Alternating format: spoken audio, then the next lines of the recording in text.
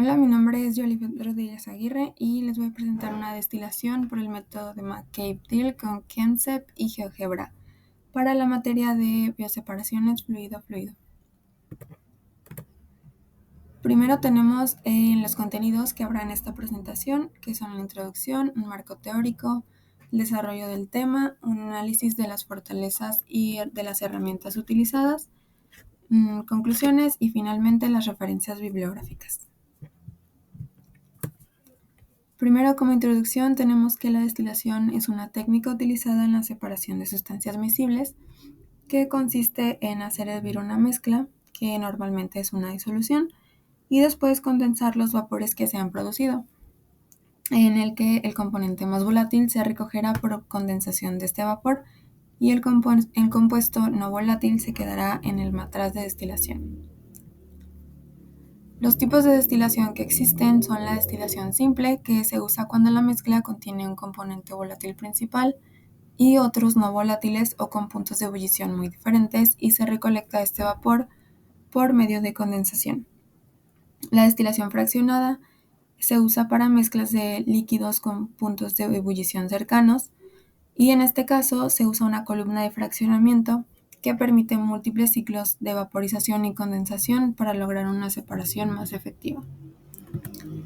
También tenemos la destilación al vacío, que se realiza a presión reducida para disminuir el punto de ebullición de las sustancias y evitar su degradación térmica.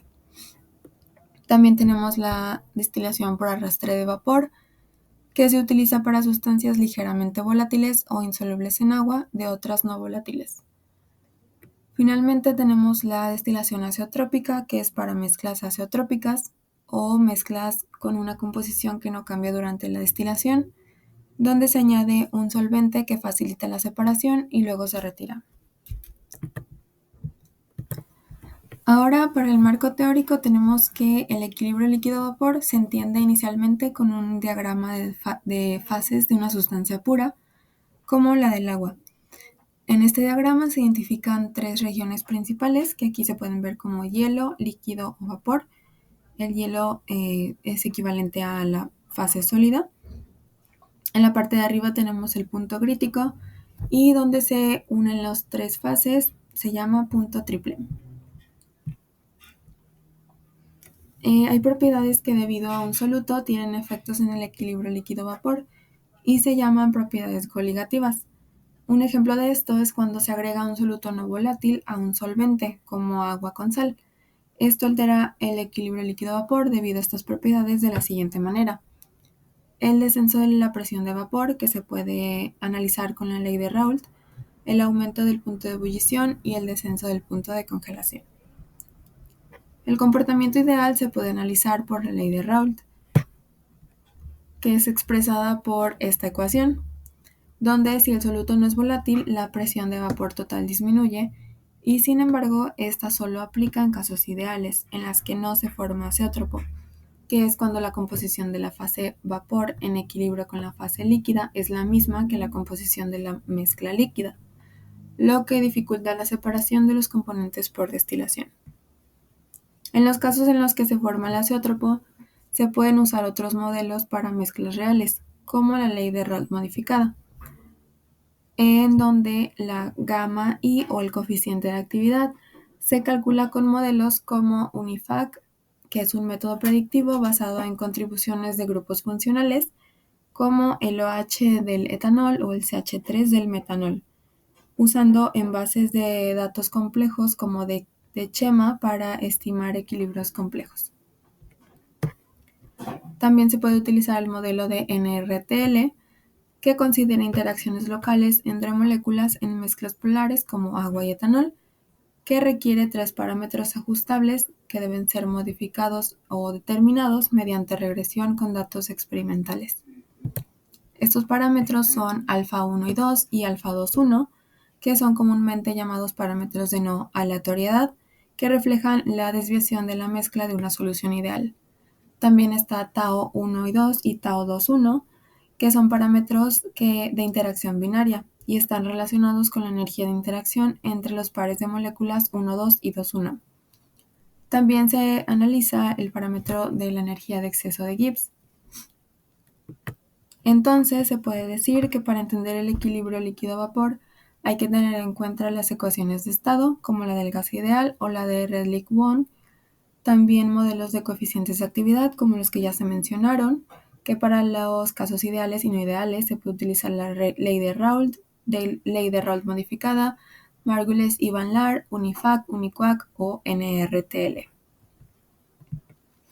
También se tienen que tomar en cuenta los criterios de equilibrio líquido-vapor, como las igualdades de potenciales químicos y fugacidades, al igual que los diagramas de equilibrio como diagramas presión líquido-vapor y temperatura líquido-vapor. Al igual que los diagramas de azótropos, donde el equilibrio líquido-vapor y líquido son iguales en el equilibrio y no se pueden destilar de manera simple. Ahora, para el desarrollo del tema, tenemos el ejemplo 4.3 del libro de Ingeniería de Procesos de Separación, OneCat, tercera edición, que dice que una columna de destilación con un condensador total y un vaporizador parcial separa una mezcla de etanol-agua. La alimentación es de 1000 kilogramos mol por hora a 80 grados Fahrenheit y contiene 20% de etanol. Se desea que el destilado contenga 80% mol de etanol y los fondos 2% de etanol. La relación de reflujo externo es de 5/3 y el reflujo regresa como líquido saturado. Se puede suponer que el derrame molar es constante y la presión es de 1 atmósfera. Pide calcular el lugar óptimo del plato de alimentación y el número de etapas de equilibrio necesarias. Primero se hará por el método gráfico usando GeoGebra. Del lado izquierdo tenemos el diagrama del problema y del lado derecho vamos a comenzar a construir el diagrama equilibrio líquido-vapor utilizando la ley de Raoult modificada para el cálculo de la composición del vapor y la presión total, debido a que en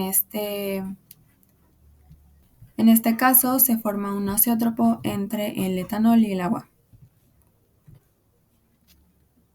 Entonces, para la construcción del diagrama, se utiliza Thermosolver para calcular las presiones de saturación. Tenemos presión 1 para el etanol, presión saturada 1 para el etanol, como 8.6 kilopascales, y la presión saturada 2 para el agua de 3.4. En el caso del uso de la ley de Raoult modificada para el cálculo de la composición en el vapor y el agua, se utilizaron esas ecuaciones de aquí. Y estos son los datos obtenidos en el software Excel utilizando el modelo NRTL para calcular los coeficientes de actividad.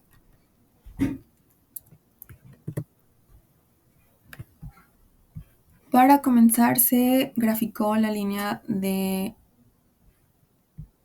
destilación ideal, que es la de la izquierda, y la gráfica de composición líquida y vapor para nuestro sistema, que se obtuvo de la tabla esta, graficando X1 y Y1. Después se trazaron las regletas, que son las composiciones dadas en el diagrama, que está por acá, que son la de X igual a 0.2, X en la salida 0.02 y X en la salida de destilación 0.8. Después, para trazar la línea de alimentación, se calculó de la siguiente manera. Primero se trazó la línea con la fórmula y igual a q entre q menos 1x menos xf, que es en la alimentación, entre q menos 1. Como no tenemos q, se utilizó la fórmula para q, que implica las entalpías. Estas se leyeron de una tabla entrando con 80 grados Fahrenheit.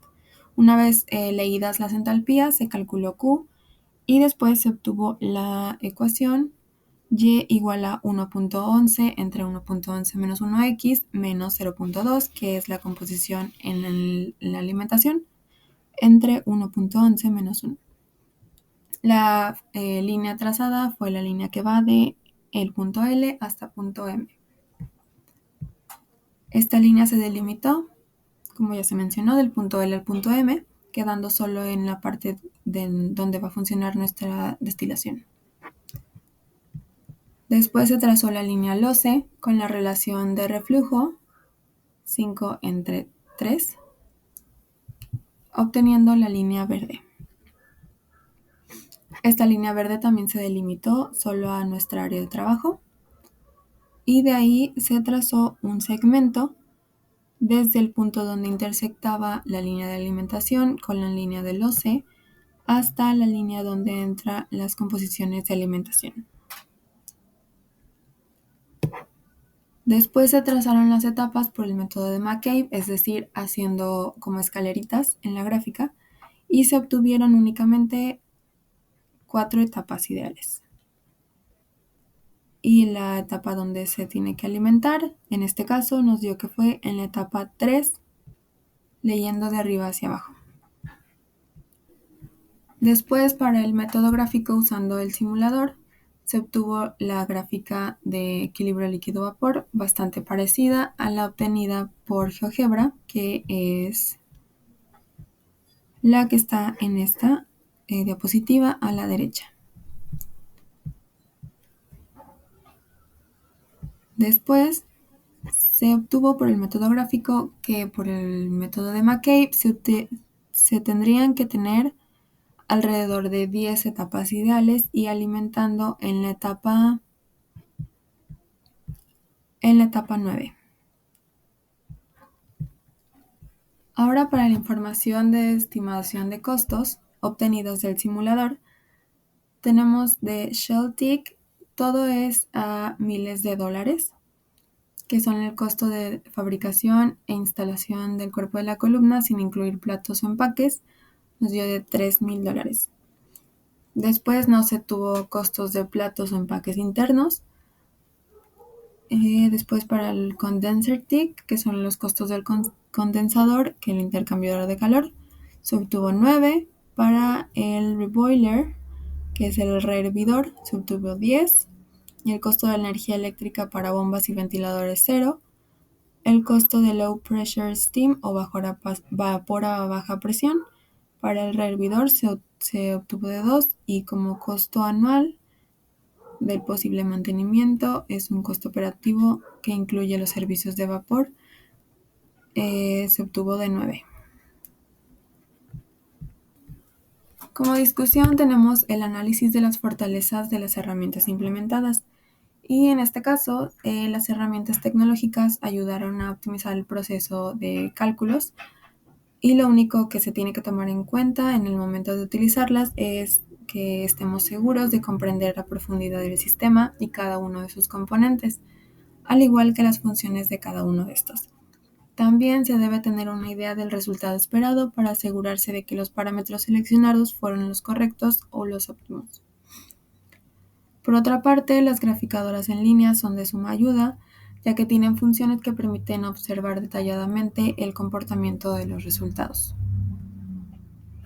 Finalmente, como conclusión, tenemos que para este problema se obtuvieron resultados distintos por el método gráfico y el método con el simulador. Lo que se supone es que la discrepancia viene de los cálculos realizados en el caso del método gráfico. También se puede concluir que ambos métodos tienen su propio valor al momento de resolver este tipo de problemas, ya que el método gráfico nos puede servir para comprender el proceso, así como los parámetros y modelos utilizados en cada uno de los casos. En contraste, los simuladores ofrecen resultados más robustos y obtenidos rápidamente para cálculos y estimaciones previas a la construcción de columnas o procesos de destilación. Y finalmente tenemos las referencias, que son estas.